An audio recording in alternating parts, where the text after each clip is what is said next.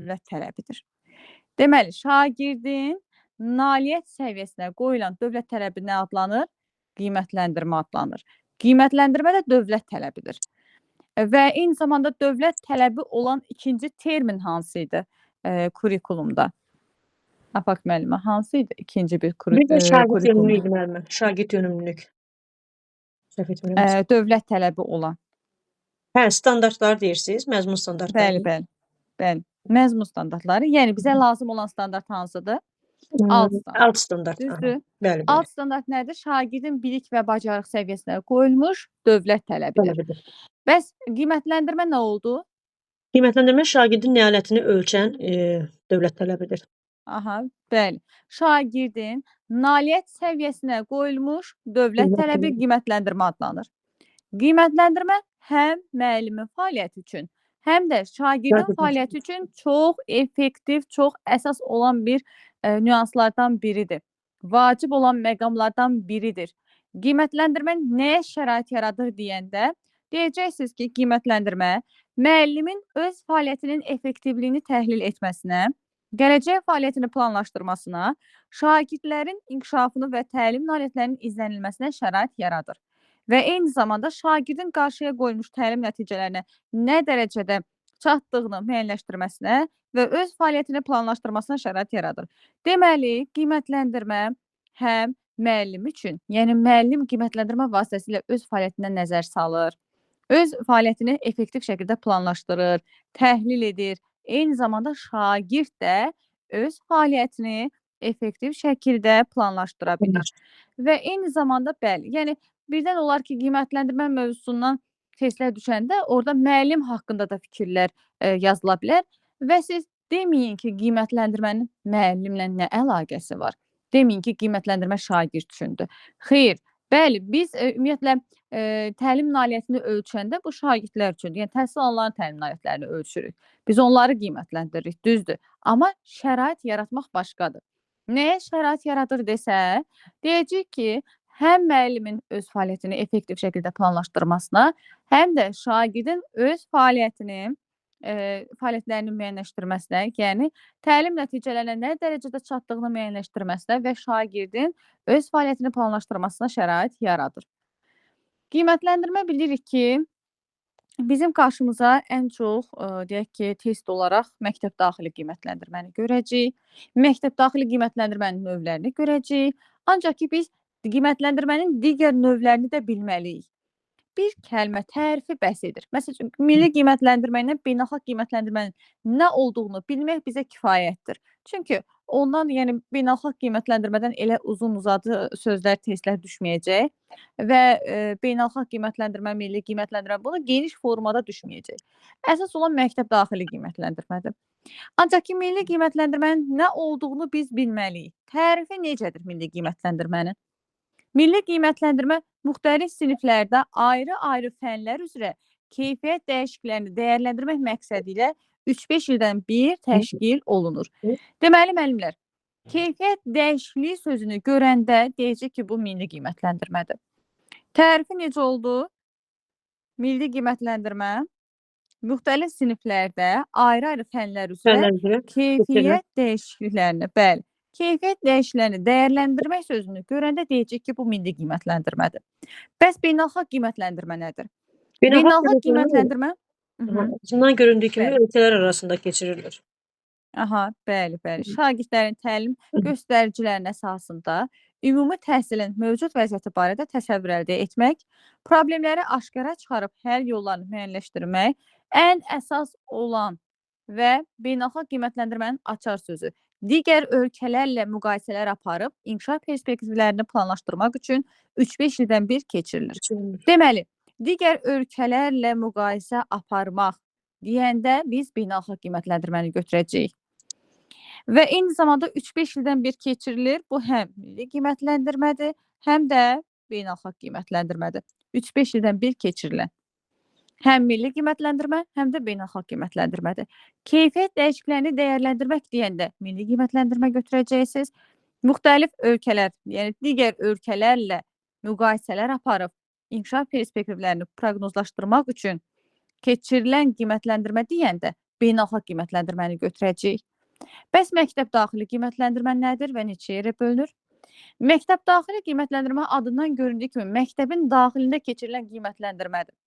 3 növü var: diaqnostik, formativ və summativ qiymətləndirmə. Diaqnostik qiymətləndirmə nədir? Diaqnostik qiymətləndirmə ilkin qiymətləndirmədir. İlkin. Adından göründüyü kimi də ilkindir. Niyə? Biz deyirik ki, ilin əvvəlində, bölmənin əvvəlində, sinifə yeni şagird gələndə biz diaqnostik qiymətləndirmə keçiririk. Nə üçün keçiririk? Sinifin səviyyəsini öyrənmək üçün, şagirdləri tanımaq üçün. Şagirdləri tanımaq deyəndə, yəni onların bilik səviyyələrini, maraqlarını, tələbatlarını, istedadlarını üzə çıxarmaq üçün, eyni zamanda güclü və zəif tərəflərini üzə çıxarmaq üçün və diaqnostik qiymətləndirmə zamanı biz ümumiyyətlə sinifin səviyyəsini bilmiş oluruq. Şagirdləri tanımış oluruq. Hansı intellekt tipinə sahibdirlər və eyni zamanda hansı emosional vəziyyətlərinə qədər biz tanımış oluruq. Eyni zamanda deyir ki, diaqnostik qiymətləndirmə ilkin qiymətləndirmədir. Müəllim üçün barometr rolunu oynayır və diaqnostik qiymətləndirməni biz düzdür, bölmənin əvvəlində, ilin əvvəlində keçiririk. Ancaq ki, diaqnostik qiymətləndirmənin qeydlərini mütləq şəkildə müəllim özündə saxlamalıdır. Özündə qeydlər götürüb saxlamalıdır. Eyni zamanda şagirdin də portfolisində saxlanılmalıdır. Yəni testlərə necə düşəcək? Deməli, diaqnostik qiymətləndirmə rəsmi qiymətləndirmə olmadığı üçün qeydlərini götürmək, yəni nəticələrini qeyd etmək elə də vacib deyil kimi ifadələr düşəcək. Təbii ki, yanlışdır. Diaqnostik qiymətləndirmənin nəticələrini mütləq şəkildə müəllim özündə saxlamalıdır və şagirdin də portfolisində saxlanılmalıdır. Vacibdir, lazımdır. İndi sizin məktəbdə var, yoxsa yoxdur bilmirəm. Ancaq ki, bizim məktəbdən hətta tələb olunur. Necə keçirdiyimiz, hansı üsulla keçirdiyimiz, yəni bunların hər biri bizdən tələb olunur. Şifahi keçirsək belə, diaqnostik qiymətləndirməni şifahi keçirsək belə, hansı sualları vermişik, şagird bu suallardan neçəsinə cavab veribdir, neçəsini cavablayıbdır. Bunların hər birini biz qeyd edib, göndəririk, sistemləşdiririk. Ona görə də deyirik ki, qeydlər mütləq şəkildə vacibdir. Müəllim özündə qeydlərini saxlamalıdır. Şagirdin də portfolisində saxlanılmalıdır. Bölmənin sonunda həmin nəticələri şagirdlərə təqdim edərək, şagirdlər öz fəaliyyətlərini müqayisə edə bilirlər. Öz səviyyələrini müqayisə edə bilirlər. Məsəl üçün, sentyabrda ilin əvvəlində mən hansı səviyyədə idim, indi hansı səviyyədəyəm. Baxın, diqqətli olun müəllimlər. Mən demirəm bölmənin sonunda diaqnostik qiymətləndirmə keçirilir. Xeyr. Diaqnostik qiymətləndirmə ilin əvvəlində, bölmənin əvvəlində, sinifə yeni şagird gələndə keçirilir. Ancaq ki, bölmənin sonunda həmin o nəticələr şagirdlərə təqdim edilərək, şagirdlər nəzər salırlar o nəticələrə, öz ilin əvvəlində olan fəaliyyətləri ilə müqayisə edirlər. Mən əvvəl necə idim, indi necəyəm? Əvvəl hansı səviyyədə idim, ilin əvvəlində, indi hansı səviyyədəyəm? Bax, bunları müəyyənləşdirə bilirlər. Və eyni zamanda diaqnostik qiymətləndirmə effektiv planlaşdırmaya şərait yaradır. Effektiv planlaşdırmaya şərait yaradır diaqnostik qiymətləndirmə. Və diaqnostik qiymətləndirmə differensial təlimi təmin etmək üçün bir köməkçi vasitədir. Yəni, biz diaqnostik qiymətləndirmə keçirərək sinifdə differensial təlim qura bilirik. Məhz buna nə şərait yaradır? Diaqnostik qiymətləndirmə. Çünki biz ilkin səviyyə olaraq şagirdlərini tanıyırıq, şagirdlərin müxtəlifliyini öyrənirik, yəni hansı səviyyədədir, hansı öyrənmə tərzinə malikdir, hansı intellekt tipinə malikdir, sinifin səviyyəsini öyrənirik və bununla biz differensial təlim təşkil edə bilirik. Differensial təlimin təşkilinə nə səbəb oldu? Nə şərait yaratdı? Hansı qiymətləndirmə? Diaqnostik qiymətləndirmə deyəcəyik. Diaqnostik qiymətləndirmə ilə differensiallaşmanı mütləq şəkildə yadınızda saxlayın. Baxın, ikisi də D hərfi ilə başlayır. Diaqnostik, differensial. Yəni, differensial görəndə diaqnostik qiymətləndirmə götürəcəksiniz. Differensial təlimə şərait yaradır diaqnostik qiymətləndirmə. Ancaq yadımızda saxlayırıq ki, diaqnostik qiymətləndirmənin formativə və summativə heç bir təsiri yoxdur müəllimlər. Bunu yadımızda saxlayırıq. Formativə və summativə heç bir deməli aidiyyatı yoxdur. Çünki diaqnostik qiymətləndirmə ilkin qiymətləndirmədir. Diaqnostik qiymətləndirmədə şagirdlərin ilkin səviyyəsi yoxlanılır, sinifin ilkin səviyyəsi yoxlanılır, siniflə tanış, bir növ elə bil müəllim siniflə tanış olur, şagirdlərlə tanış olur, şagirdləri tanıyır, sinifin səviyyəsini tanıyır. Yəni, əgər diaqnostik qiymətləndirmədə hər hansısa bir şagird zəif nəticə göstərirsə, mən o şagirdi zəif olaraq müəyyənləşdirirəmsə, bu o demək deyil ki, summativ qiymətləndirmədə də onun səviyyəsi, nəticəsi zəif olacaq. Ona görə deyirik ki, diaqnostikin summativə heç bir aidiyyatı, nə summativə, nə də formativə heç bir aidiyyatı yoxdur müəllimlər. Və diaqnostik qiymətləndirmədə biz nəticələrini mütləq şəkildə qeyd edib özümüzdə saxlamalıyıq və eyni zamanda şagirdin portfolisində saxlanılır. Daha sonra bircə dəqiqə müəllimlər.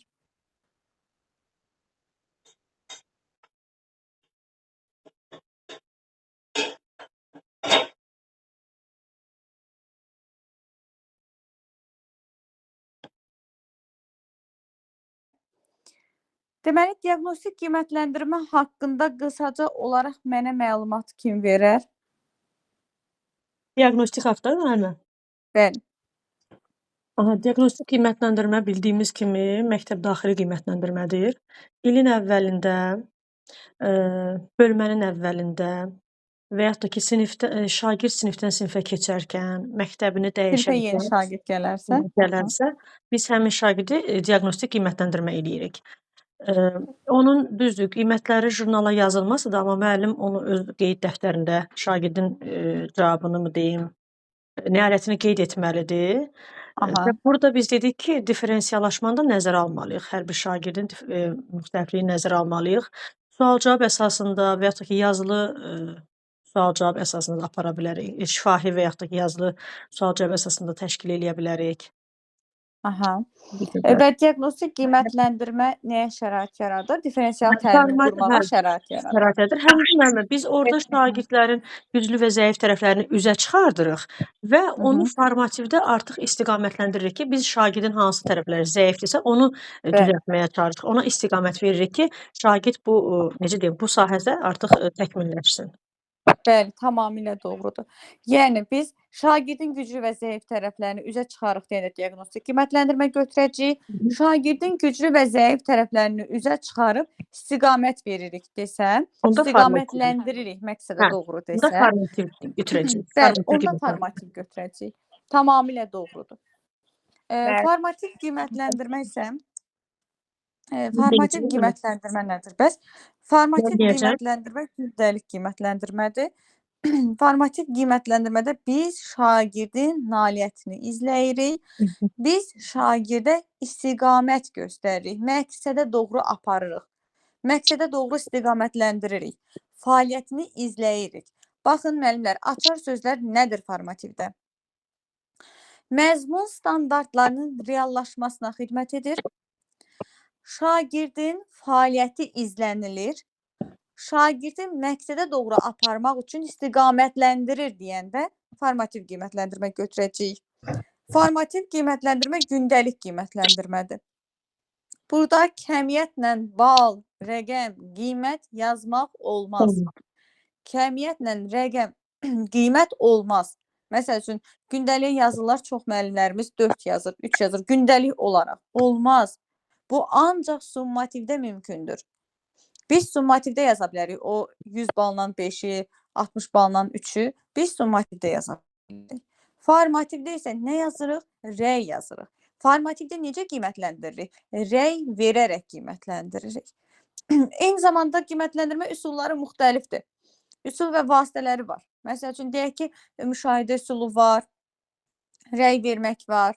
Eyni zamanda sual-cavab üsulları var və yaxud da müzakirə üsulları var, müşahidə üsulları var, müsahibə üsulları var. Yəni, biz bunlardan istifadə edərək, deməli, formativ qiymətləndirməni həyata keçirə bilirik. Və eyni zamanda burada formativ qiymətləndirmədə əks əlaqə rəy. Rəyin ikinci adı əks əlaqədir. Və bilirik ki, rəy necə olmalıdır? Konstruktiv olmalıdır. Konstruktiv nə deməkdir? Yəni effektiv. Və effektiv rəy görəcəksiniz siz. Effektivin əvəzinə konstruktiv də görə bilərsiniz. Necə olmalıdır effektiv rəy? Dəqiq, düzgün, aydın, spesifik olmalıdır. Gələcəyə yönəlik olmalıdır. Gələcəyə yönəlik nə deməkdir? Yəni biz şagirdin səhvlərini dəqiq şəkildə vurğulamalıyıq. Daha sonra həmin o səhvləri aradan qaldırmağın yollarını şagirdə göstərməliyik və beləliklə biz şagirdi gələcəyə doğru, məqsədə doğru aparmış oluruq. Əgər biz səhvlərini müəyyənləşdirəndən sonra, səhvləri dəqiqliklə şagirdin nəzərinə çatdırdıqdan sonra yol istiqamət göstərməsək, şagirdin fəaliyyətini istiqamətləndirməsək, artıq biz məqsəddə, yəni summativ qiymətləndirmədə, təlim nailiyyətlərinin müəyyənləşdirilməsində effektiv nəticə görməyəcəyik. Çünki şagirdi gələcəyə doğru aparmadıq. Gələcəyə doğru istiqamətləndirmədik. Həmin o səhvləri aradan necə qaldırmaq lazımdır? Bax, o yolları göstərmədik. Ona görə də mütləq şəkildə göstərmək lazımdır. Məsəl üçün, birinci konstruktiv rəydə nə edirik? Müsbətdən başlayırıq, müsbət tərəflərdən başlamalıyıq. İkinci, səhvlərini dəqiqliklə, aydınlıqla şagirdin diqqətinə çatdırmalıyıq. Həmin səhvləri aradan qaldırmağın yollarını göstərərək şagirdi istiqamətləndirməliyik. Birdən olur ki, effektiv rəy seçin deyəndə testlərdə müsbətlə başlamayan rəylər görürük, amma diqqətli olmaq lazımdır. Burada müsbətlə başlamasa da, yol istiqamət göstərilməlidir. Yadınızda saxlayın müəllimlər. Yol istiqamət göstərilməyən, yəni səhvləri dedikdən sonra əsas bilirsiniz nədir effektiv rəydə? Yol istiqamət göstərmək. Yol istiqamət nə deməkdir? Yəni səhvləri müəyyənləşdirdik. Məsəl üçün, essedə durğu işarələrini işləmə məqamında və yaxud da orfoqrafiya qaydalarında səhvə yol veribdir. İndi bu səhvi necə aradan qaldırsın bu uşaq? Bunun üçün mən şagirdə yol istiqamət göstərməliyəm. Bax, əgər mən ona yol istiqamət göstərirəmsə səhvi aradan qaldırmaq üçün, bu effektiv rəydir. Göstərmirəmsə, bu effektiv rəy hesab olunmayacaq. Və eyni zamanda effektiv konstruktiv rəydə, konstruktiv effektiv də deyə bilərsiniz, ya konstruktiv də deyə bilərsiniz, fərqi yoxdur. Effektiv rəydə mütləq şəkildə biz yol istiqamət göstərməliyik, ancaq ki, həddən artıq tərifə yer vermək olmaz. Şagirdin şəxsinə yönəlik fikirlər olmaz. Ümumiyyətlə, emosional rəy düzgün rəy deyil. Bəzən emosional rəyi həssaslıqla səhv salırlar. Xeyr, həssaslıqla verilmiş rəy ayrıdır, emosional rəy ayrıdır. Emosional rəydə həddən artıq tərif var. Həddən artıq tərif. Və bu həddən artıq tərif şagirdi qapalı düşüncəyə keçirə bilər. Məsəl üçün, mən deyirəm ki, şagird tapşırığı düzgün yazıbdır, məsələni düzgün həll edib. Deyirəm ki, sən afərin. Sən kimyanı çox yaxşı bilirsən. Və ya da sən deyək ki, musiqi fənnini çox əla bilirsən. Bir dənə tapşırığı düz yazmaqla mənim buna verdiyim, yəni şagirdə verdiyim rəyə baxın siz. Deyirəm ki, sən onsuz da musiqi fənnindən əlasan. Sən savadlı uşaqsan. Onsuz da mən bilirdim ki, sən bunu yazacaqsan. Növbəti gün şagird səhvə yol verəndə artıq şagird istər-istəməz qapalı düşüncəyə keçir və deyir ki, mən müəllimin gözündə yaxşı oxuyan idim. İndi yəqin ki, müəllimin əvvəlki kimi gözündə yaxşı oxuyan şagird olmayacağam. Çünki müəllim həddən artıq tərifə yer vermişdi axı ona görə. Şagird bir dənə tapşırığı düzgün yazıb deyə o demək deyil ki, o fənni mükəmməl bilir. Yəni təriflərimizə fikir verməliyik. Həddən artıq tərif olmaz. Ancaq ki, afərin, əhsən, bu tipli sözlərdən istifadə edə bilərsiniz. Bunlar nidalardır. Yəni, bunlar həddən artıq tərif sayılmır. Bunlardan istifadə edə bilərsiniz. Məsəl üçün, afərin, tapşırıqlarda, məsəl üçün, deyək ki, filan orfoqrafiya qaydalarına düzgün əməl etmisən, düzgün yerinə yetirmisən, əhsən, bu tipli sözlərdən istifadə etmək olar. Ancaq ki, sən çox savadlısan, mən bilirdim ki, onsuz da sən yazacaqsan, sən bu sinifdə ən yaxşı oxuyan şagirdsən və yaxud da çox yaxşı, çox əla, belə də davam et. Yəni, bu tipli rəylər olmaz. Həddən artıq tərifə yer vermək olmaz. Sadəcə, rəy həssaslıqla verilməlidir, kobud şəkildə yox. Məsəl üçün, motivasiya edici rəy var, motivə edici rəy. Bu nə zaman verilir? Əgər şagirddə yazılan tapşırıqda, müəllimlər yazdığı tapşırıqda görsəniz ki, o tapşırıqda düz yoxdur, hamısı səhvdir də, düzdür? İndi mən bunu motivasiya etmək üçün müsbətdən başlamalıyam. Düzdür, mən o tapşırıqda düz tapmıram, hamısı səhvdir. Ancaq ki, onun akademik nailiyyətlərinin birinci akademik nailiyyətlərinə rəy vermək yox, mən sosial bacarıqlarına rəy verə bilərəm. Məsəl üçün, qrup işində göstərdiyin fəaliyyəti, deyək ki, fəaliyyət müsbət idi, yaxşı idi, nə bilim, düzgün əməkdaşlıq qura bilirsən. Mən sənin düzgün ünsiyyət qurmağını, əməkdaşlığını yüksək qiymətləndirirəm. Ancaq ki, yazdığın tapşırıqda deyək ki, filan səhvlərə yol vermirsən. Dəqiqliklə bunu demək lazımdır. Sonra həmin o səhvləri aradan qaldırmaq üçün yol göstərmək lazımdır. Yol istiqamət. Fikir verirsiniz, müəllimlər, şagirdin yazdığı tapşırıqda bir dənə də olsun düz yoxdur. Düz olmasa da belə, yəni hamısı səhv olsa belə, mən birinci müsbətlə başlamalıyam ki, o şagird qapalı düşüncəyə keçməsin. Bəs onda mən əgər tapşırıqda düzü yoxdursa, mən necə müsbətlə başlayım? Mən buna necə rəy verməliyəm? Motivə edici rəy verməlisiniz. Motivasiya edici, yəni. Qrupla fəaliyyət göstəribsə, qrupda işləyibsə o tapşırığı, təbii ki, siz onun sosial bacarıqlarını qiymətləndirə bilərsiniz. Yox, əgər fərdi işləyibsə, vaxta qənaətini dəyərləndirə bilərsiniz.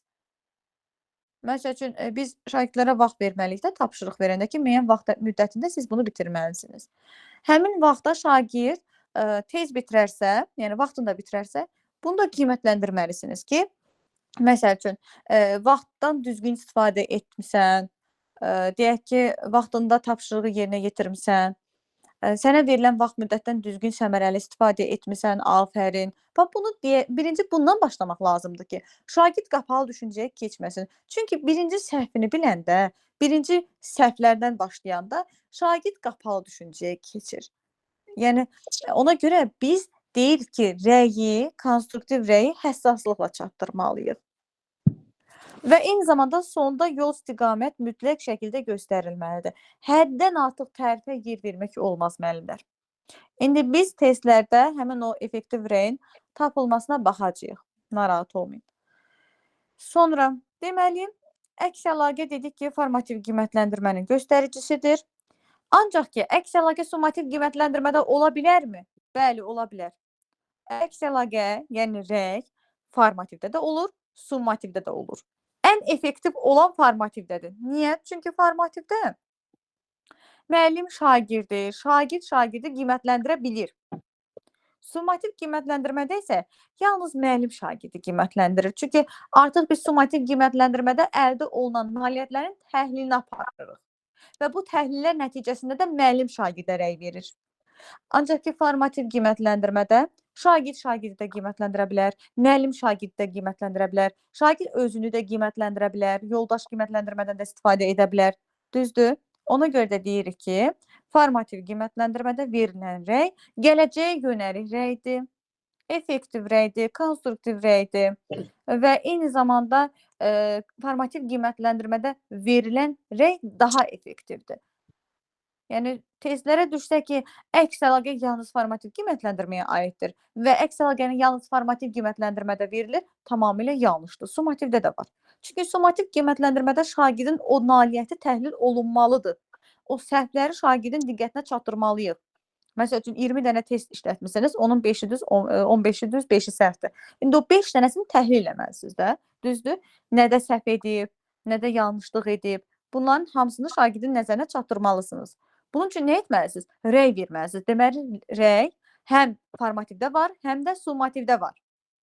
Ancaq ki, effektiv olan, gələcəyə yönəlik olan hansı qiymətləndirmədədir? Formativ qiymətləndirmədə. Formativ qiymətləndirmədə müəllim şagirdi, şagird şagirdi, şagird hətta özünü də qiymətləndirə bilər. Sonra gəlir müəllimlər, burada deməli, qiymətləndirmə rubrikləri gəlir. Qiymətləndirmə rubrikləri nədir? Qiymətləndirmə rubrikləri adından göründüyü kimi qiymətləndirmək üçün istifadə olunur şagirdləri və eyni zamanda bir şagirdin fəaliyyətini istiqamətləndirən bir vasitədir. Şagirdin fəaliyyətini istiqamətləndirən bir vasitədir. Necə ki, planlaşdırma. gündəlik və yaxud da illik planlaşdırma müəllimin fəaliyyətini istiqamətləndirir. Eynilə qiymətləndirmə rubrikləri də şagirdin fəaliyyətini istiqamətləndirir. Yəni şagird qiymətləndirmə meyarları əsasında və ya qiymətləndirmə rubrikləri əsasında, çünki qiymətləndirmə rubriklərində meyarlar olur. Yəni bunun ikisi eyni anlayışdır. Rubriklərdə nələr öz əksini tapır? Meyarlar, keyfiyyət səviyyələri, meyarlara uyğun keyfiyyət səviyyələri və eyni zamanda şagird bu meyarlar əsasında öz fəaliyyətini istiqamətləndirə bilir və bilir ki, bu tapşırığı necə yerinə yetirsə, necə qiymətləndiriləcək, hansı meyarlar əsasında qiymətləndiriləcək.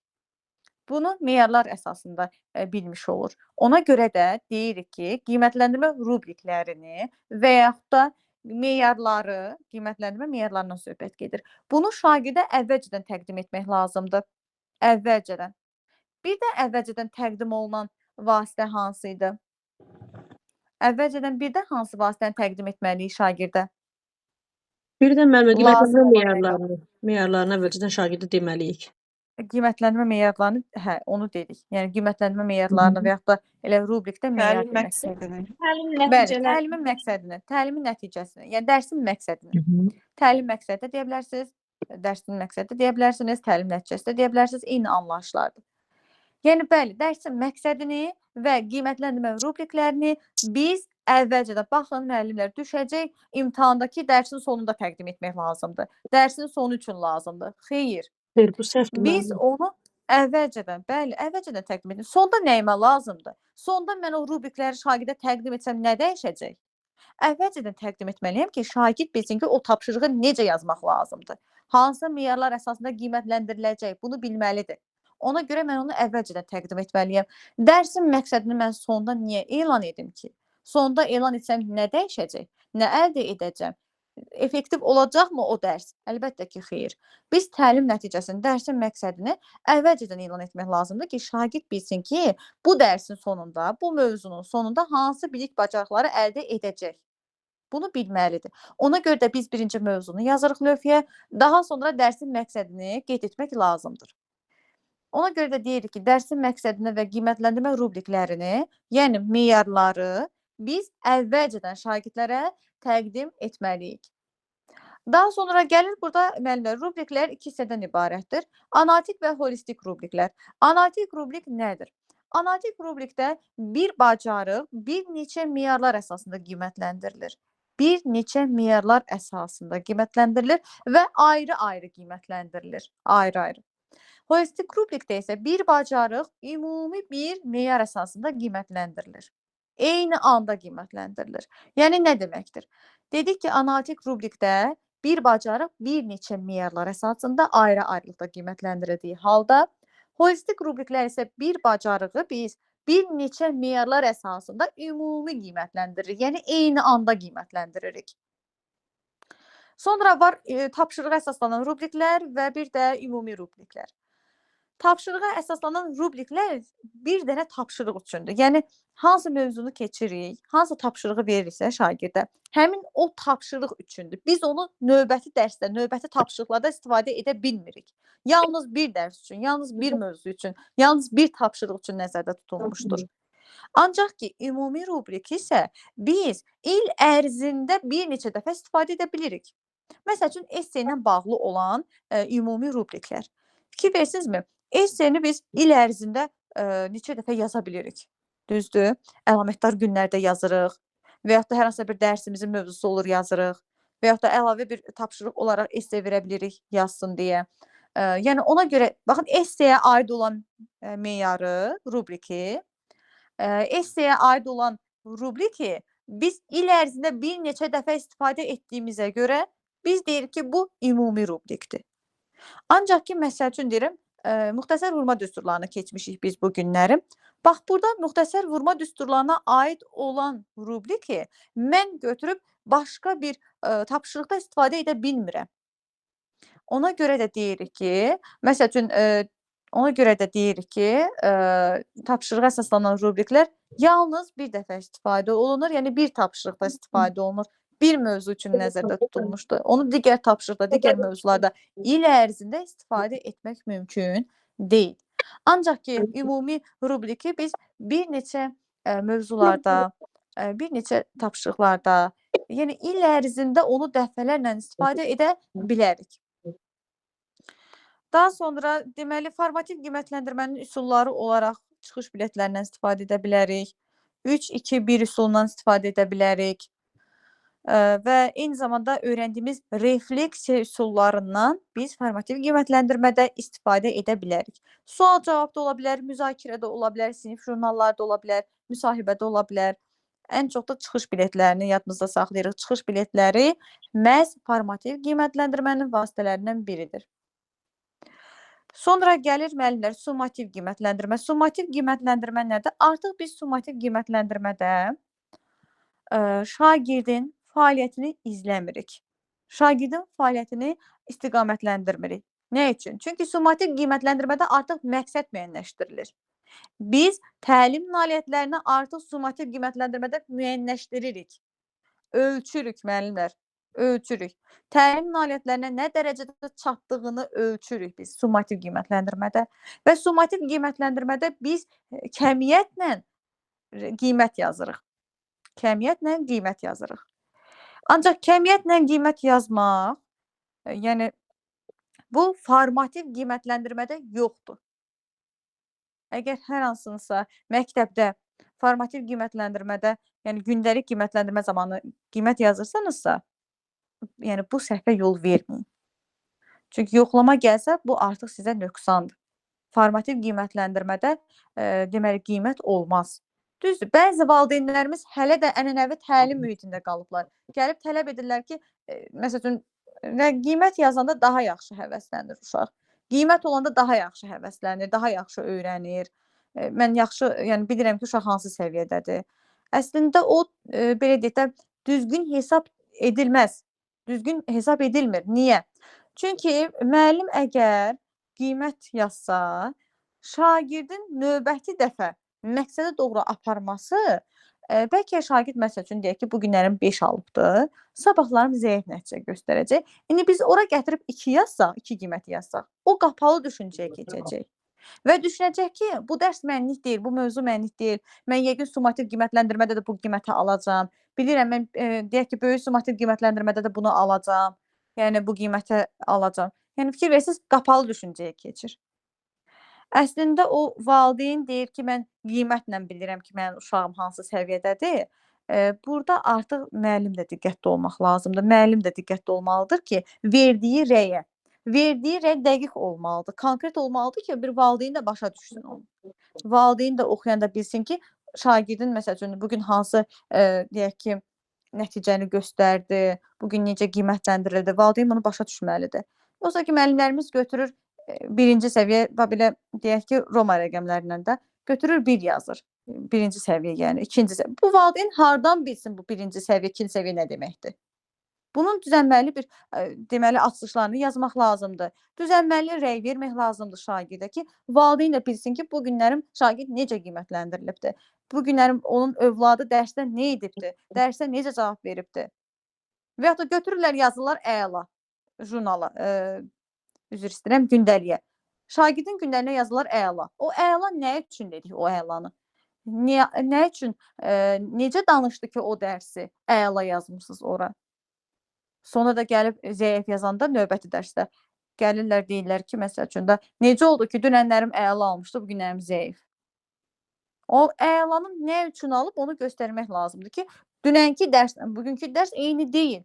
Dünən qaydanı danışdı, məsəl üçün şərh elədi, izah elədi, yaxşı, ona görə əla yazmışam. Onu da göstərməliyik biz orada, yəni gündəlikdə. Qısaca olaraq yazmalıyıq və eyni zamanda bu günlərimdə deyək ki, tətbiq etməkdə, nə bilim, təqdimat hazırlamaqda, nə bilim, qrup işində zəif iştirak edibdir. Fikir versiniz, siz ora zəif yazanda valideyn bilmir, elə bilir ki, dərs barəsində, yəni dərsdən zəif cavab verir. Amma siz onun həm sosial bacarıqlarını, qrupla iş təşkil etmisinizsə, qrupla fəaliyyətini qiymətləndirməlisiniz, akademik nailiyyətlərini qiymətləndirməlisiniz. Ora zəif yazanda valideyn bilmir nə üçün yazmısınız. Və eyni zamanda akademik nailiyyəti yaxşı ola bilər. Yəni dərsi yaxşı danışa bilər, izah edə bilər, tapşırıqları səhvsiz yerinə yetirə bilər. Ancaq ki, qrup fəaliyyəti zamanı sosial bacarıqları da biz qiymətləndirməliyik. Onu da nəzərə almalıyıq. oxu bacarıqlarını, təqdimat bacarıqlarını, bunların hər birini biz nəzərə almalıyıq. Ona görə də deyirik ki, şagirdə verdiyimiz rəy konstruktiv olmalıdır, effektiv, dəqiq, düzgün, aydın şəkildə olmalıdır. Daha sonra deyirik ki, bu formativdə də əlbəttə ki, bu rəy yazmaq, deyək ki, əks əlaqə qurmaq formativdədir. Ancaq ki, summativdə əks əlaqə var. Ancaq ki, summativ qiymətləndirmədə formativ kimi deyil. Formativdə daha effektivdir. Formativdə müəllim şagirdi, şagird şagirdi qiymətləndirir, şagird özünü qiymətləndirmədən istifadə edir. Ancaq ki, summativ qiymətləndirmədə ancaq müəllim şagirdə əks əlaqə verir.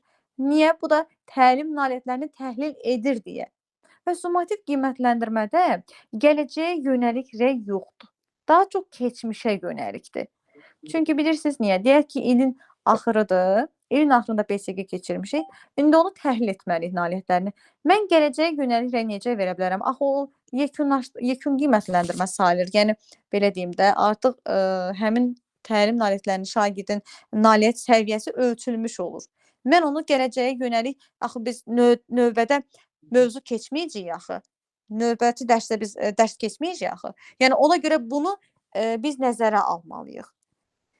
Eyni zamanda şagirdin fəaliyyətini biz formativ qiymətləndirmədə izləyirik deyə, bəli, gələcəyə doğru, gələcəyə yönəlik rəy verməliyik.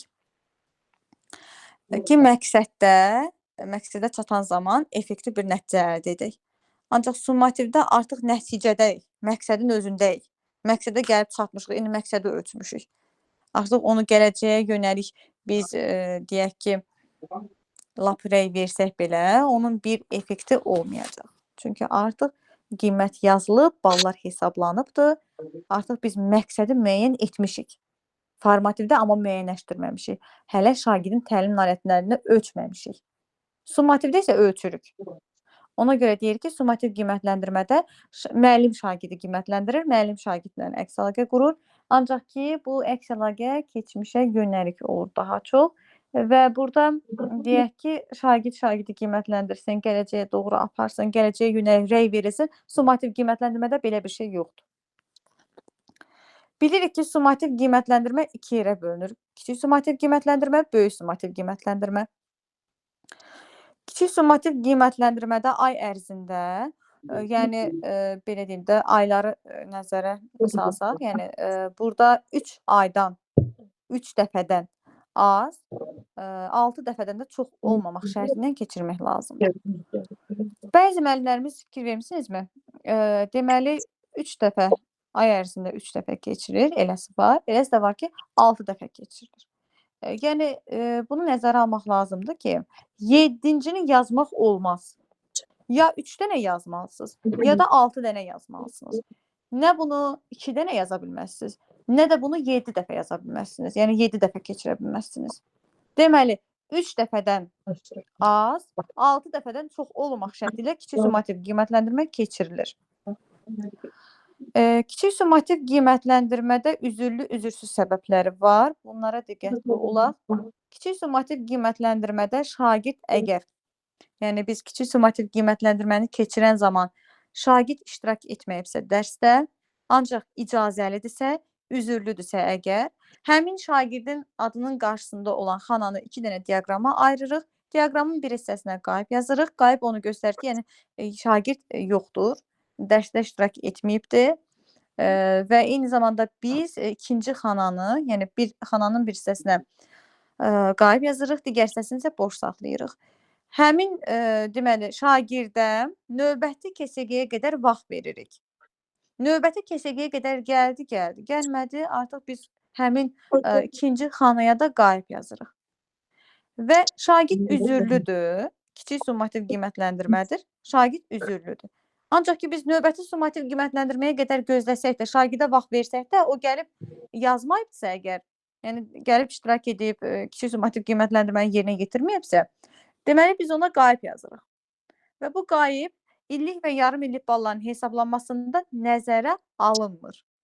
Aydındırmı? Nəzərə alınmayacaq. Niyə? Çünki üzürlüdür, kiçik summativ qiymətləndirmədə üzürlü səbəbdən qalanda bunlar nəzərə alınmır. Əgər şagird gəlsəydi növbəti KSG-yə qədər, onda biz təbii ki, təqdim edəcəyik. Həmin o neçə alıbsa, nə qədər bal alıbsa, onu yazacaqdıq. Ancaq ki, biz gəlməyibsə əgər, növbəti KSG-yə qədər vaxt veririk, gəlməyibsə, onda biz qayıb yazacağıq. 0 yox ha, müəllimlər, qayıb yazırıq. Hər iki xanaya da qayıb yazılacaq, gəlmirsə əgər. Və bu qayıb illik və yarım illik balların hesablanmasında nəzərə alınmır. Yaxşı, bəs kiçik summativ qiymətləndirmə zamanı üzürsüz səbəbdən qalıbsa nə edəcəm? Üzürsüz səbəbdən, yəni icazəsiz qalıbsa nə edəcəm? İcazəli qalıbsa qayıb yazırıq. Təbii ki, növbəti KSG-yə qədər gözləyirik. Gəlmirsə qayıb yazırıq. İllik və yarım illik balların hesablanması nəzərə alınmır. Üzürsüz səbəbdən qalıbsa, yəni icazəsiz, onda mən bu şagirdi gözləmirəm. Bu şagirdə vaxt vermirik. Şagirdin adının qarşısında olan xananı 2 diaqrama ayırırıq. Diaqramın bir hissəsinə qayıb yazırıq. Qayıb onu göstərir ki, yəni yoxdur dərsdə. İştirak etməyibdir həmin gün. Və ikinci xanaya isə bal hissəsinə, bal yazılan hissəyə 0 yazırıq. 0 yazırıq və bu illik və yarım illik balların hesablanmasında nəzərə alınacaq. Nəzərə alınır, bəli. Böyük summativ qiymətləndirmədə necədir? Böyük summativ qiymətləndirmədə icazəli olarsa, yəni üzürlü olarsa, biz şagirdin adının qarşısını yenə adının qarşısında olan xananı 2 dənə diaqrama ayırırıq. Diaqramın bir hissəsinə qayıb yazırıq, digər hissəsini isə boş saxlayırıq. Şagirdə 2 həftə vaxt veririk, yəni 14 gün. 2 həftə vaxt veririk. Şagird 14 gün müddətində gəldiyi zaman, yəni iştirak etsə, veririk, təhvil veririk, yazır. Ancaq ki, gəlmədi, deyək ki, iştirak etmədi. Bu zaman nə edəcəyik? Bu zaman 0 yazılır. 0 yazılır və həmin 0 illik və yarım illik balların hesablanmasında nəzərə alınır. Əlbəttə ki, nəzərə alınacaq, çünki böyük summativ qiymətləndirmədədir və böyük summativ qiymətləndirmə zamanı, balların hesablanması zamanı orada bir rəqəmlə bir bal yazılmalıdır. Yəni 0 alıbsa 0 yazacaqsınız. Və yaxud da bal alıbsa, balı varsa, yəni yazacaqsınız. Yəni o hissəyə nəsə yazmalısınız. Ona görə də böyük summativ qiymətləndirmə zamanı, hesablanan zamanı, yəni orada siz boş saxlaya bilməzsiniz. Və yaxud da böyük summativ qiymətləndirməni heç nə yazmasaq da olmaz. Ancaq ki, belə deyək də, üzürlü olsa da, üzürsüz olsa da, düzdür, 0 yazılsa da biz onu nəzərə almalıyıq. Üzürlü olarsa böyük summativ qiymətləndirmədə sadəcə vaxt veririk 2 həftə, 14 gün. Şagird 14 gündən sonra dərsə, belə deyək də, 14 gün gözləyirik, gəlmədisə 0 yazırıq və bu 0 illik, yarım illik balların hesablanmasında nəzərə alınır. Üzürsüz olanda nə edirik? Üzürsüz olanda, yəni icazəsiz olanda biz şagirdi gözləmirik, vaxt vermirik. Çünki icazəsizdir ona görə. Qayıb yazırıq bir xanaya, digər xanaya da 0 yazırıq. Və bu 0 əlbəttə ki, balların hesablanmasında nəzərə alınacaq. Daha sonra gəlirik KSG-nin, deməli, summativ qiymətləndirmənin ümumiyyətlə KSG, BSG-lərin siniflər üzrə keçirilməsinə. Bilirik ki, birinci sinifdə summativ qiymətləndirmə yoxdur. Nə kiçik summativ qiymətləndirmə var, nə də böyük summativ qiymətləndirmə var. İkinci sinifdən başlayır kiçik summativ qiymətləndirmə, 11-ci sinifə qədər və bütün fənlərdən keçirilir. Bunda fərq yoxdur. Bunda artıq biz demirik, buraxılış fən, nə bilim, deyək ki, əlavə fənlər, xeyr. Bütün fənlərdən birinci sinifdən 11-ci, üzr istəyirəm, birinci sinifdə KSG, BSG yoxdur. Ümumiyyətlə, summativ qiymətləndirmə yoxdur. İkinci sinifdən 11-ci sinifə qədər kiçik summativ qiymətləndirmə bütün fənlərdən keçirilir. Amma BSG-də ehtiyatlı olmaq lazımdır. BSG yenə deyirəm, birinci sinifdə summativ qiymətləndirmə yoxdur. Nə BSG, nə də KSG. Bəs BSG nə vaxtdan başlayır? 4-cü sinifdən başlayır. BSG 4-cü sinifdən başlayır və burada nəyə diqqətli olmaq lazımdır? 4-dür, 9-dur, 11-ci siniflərdə. 4, 9, 11-ci siniflərdə BSG bütün fənlərdən keçirilir. Bütün fənlərdən. Yerdə qalan, məsəl üçün, 5, 6, 7, 8, 10-cu siniflər. Bunlarda isə BSG yalnız buraxılış fənlərindən keçirilir. Fikir verimsiz, 8-ci sinifə, 6-cı sinifə, 5-ci sinifə siz BSG-ni yalnız buraxılış fənlərindən yazdırırsınız. Deməli, ana dili, ingilis dili, bir də riyaziyyatdan. Ancaq ki, 9-cu sinifdə, 11-ci sinifdə və 4-cü sinifdə bütün fənlərdən BSG yazdırırsınız. Və bu indi məktəb mühitində belədir. Yəni məktəbdə bu formada keçirilir. Ancaq ki, gimnaziyalarda, liseylərdə, təmayül siniflərində isə fərqlidir. Lisey və gimnaziyalarda və yaxud da təmayül siniflərində istər 11-ci sinif, istər deyək ki, 10-cu sinif, 9-cu sinif, 8-ci fərqi yoxdur. Yəni burada məsəl üçün götürürük 10-cu sinifi. Biz dedik ki, məktəbdə 10-cu sinifdə BSG yalnız buraxılış fənlərindən keçirilir 10-cu sinifdə, düzdür? Bəs bu liseylərdə, gimnaziyalarda və təmayül siniflərdə necədir? Burada isə buraxılış fənləri ilə yanaşı əlavə olaraq 3 fəndən də həyata keçirilir. Yəni 3 fəndən də əlavə olaraq siz BSG keçirə bilərsiniz. Məsəl üçün təbiətdən, musiqidən və yaxud da deyək ki, informatikadan. Yəni bunlardan da keçirə bilərsiniz. Əlavə olaraq 3 fəndən. Bu nə vaxt baş verir? Baxın müəllimlər, bu 5-ci, 6-cı, 7-ci, 8-ci, 10-cu, 9-cu siniflərdə yox, 10-cu siniflərdə. Çünki dedik ki, biz 4-cü sinifdir, 9-cu sinifdir, bir də 11-ci siniflərdə. Bunlarda zaten bütün deyək ki, fənlərdən keçiriləcək, düzdürmü? Bütün fənlərdən BSG keçirilir. Ancaq məktəbdə fərqlidir, lisey, gimnaziyalarda fərqlidir. Məktəbdə belədir ki, siz 4, 9, 11-ci sinifə çıxmaq şərti ilə yerdə qalan siniflərdə söhbət deməli 4, 9, 11-ə çıxanda ibtidaidən getməyəcək. Çünki ibtidai sinifdə yalnız BSG 4-cü sinifdən başlayır. Ancaq biz götürəcəyik 5-ci sinifdə. 5-ci, 6-cı, 7-ci, 8-ci və 10-cu siniflərdə. 10-cu siniflərdə biz yalnız buraxılış fənlərindən keçirdiyimiz halda BSG-ləri, təmayül sinifləri, liseylər, gimnaziyalar isə əlavə olaraq 3 fəndən də BSG həyata keçirə bilir. Daha sonra müəllimlər, burada vacib olan üsullar, məsələn, tapşırıq üsulları olaraq siz testlərdən istifadə edirsiniz. Yəni biz keçirdiyimiz fənlərdən deyək ki, KSG-ni biz fən müəllimləri həyata keçirir. Ancaq ki, KSG-ləri fən müəllim həyata keçirir. Yəni tapşırığı tərtib edir. Tapşırıq vermə üsulu deyəndə müəllimlər, burada test üsulu da nəzərdə tutulur. Və biz ən çox deməli KSG-ni, BSG-ni test üsulu ilə həyata keçiririk, düzdür? KSG-ni şifahi olaraq da keçirə bilərsiniz, şifahi olaraq da. Ancaq ki, bir diqqət olunası məqam var ki, şifahi keçirəndə biraz problemlər çox olur. Onu aktlaşdırmaq var, protokollaşdırmaq var, düzdürmü? Sənədləşdirmək var da rəsmi olaraq. Ancaq ki, deməli test üsulu ilə keçirsək daha yaxşıdır. Test üsulu ilə, ancaq ki, bu test üsulu ilə keçirəndə təbii ki, bu müxtəlifliyi nəzərə almaq lazımdır. Müxtəlif səviyyələri, sinifdə olan qavrama səviyyələrini, müxtəlif deməli bilik səviyyələrini nəzərə almaq lazımdır. Zəif oxuyanları nəzərə almaq lazımdır, güclü oxuyanları nəzərə almaq lazımdır. Amma çox təəssüflər olsun ki, biz nəzərə almırıq. Biz bir dənə BSG-ni, KSG-ni, daha doğrusu KSG-dən söhbət gedir. Çünki BSG-ni məktəb rəhbərliyi tərəfindən həyata keçiriləcək, o heç. KSG-ni isə biz bir dənə KSG hazırlayırıq, gətirib 30 nəfər uşağa paylayırıq. Bu düzgün yanaşma deyil. Ancaq ki, necə olmalıdır? Səviyyələrinə uyğun tapşırıqlar olmalıdır. Zəif oxuyana öz səviyyəsində tapşırıq verməlisiniz, test verməlisiniz. Orta səviyyəli olanlara öz səviyyəsində, güclü oxuyanlara öz səviyyəsində test tapşırıqları təqdim etməlisiniz. Və eyni zamanda KSG-ni fən müəllimi həyata keçirir.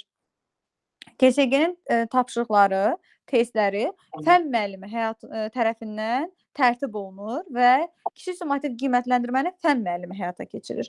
Böyük summativ qiymətləndirimək isə vaxtları, sonra test tapşırıqları, məsələn, elə məktəblər var ki, orada test tapşırıqlarını belə, BSG-nin test tapşırıqlarını məktəb rəhbərliyi təqdim edir. Təbii ki, məktəb rəhbərliyinə də Təhsil Nazirliyindən təqdim olunur təhsil şöbəsinə və direktorlara təhvil verilir. Direktorlar həyata keçirir onu, belə deyək də, təyin edir vaxtlarını. Çünki biz illik planlaşdırma zamanı kiçik summativ qiymətləndirmənin tarixini yazırıq, amma böyük summativ tarixini boş saxlayırıq o xananı, düzdür? Niyə? Çünki axı onun vaxtını bilmirik biz. Onun vaxtı məktəb rəhbərliyi tərəfindən təyin olunacaq. Ona görə də deyirik ki, kiçik summativ qiymətləndirmə fən müəllimi tərəfindən həyata keçirilir. Böyük summativ qiymətləndirmə isə məktəb rəhbərliyi tərəfindən həyata keçirilir. Bu qədər. Yəni bunu yadınızda saxlasanız kifayətdir. Sonra gəlin baxaq testlərinə.